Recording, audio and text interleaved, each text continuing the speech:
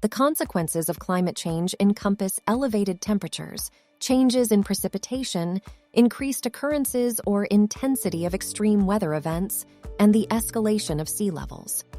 These repercussions endanger our well-being by influencing the quality of the food we consume, the water we drink, the air we breathe, and the weather conditions we encounter. Specific groups face an increased risks such as children, pregnant women, elderly individuals, and those with limited incomes. Changes in the climate affect the air we breathe both indoors and outdoors.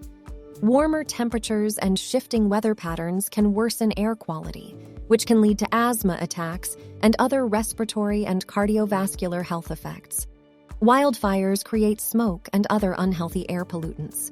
Rising carbon dioxide levels and warmer temperatures also affect airborne allergens, such as ragweed pollen.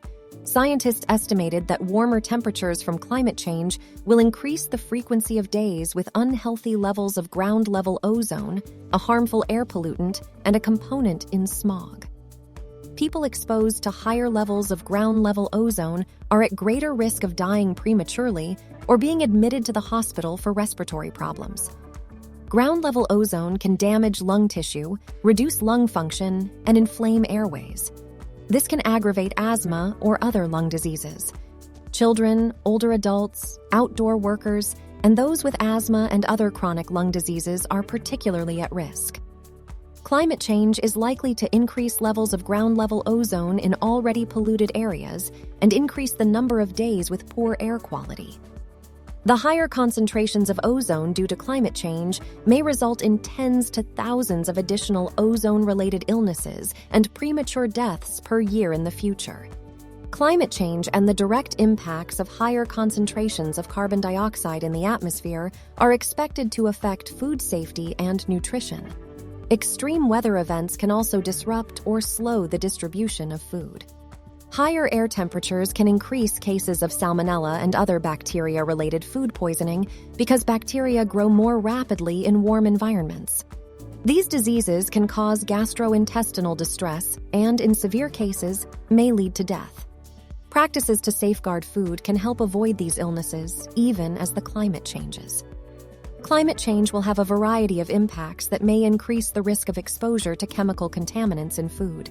For example, higher sea surface temperatures will lead to higher mercury concentrations in seafood, and increases in extreme weather events will introduce contaminants into the food chain through stormwater runoff.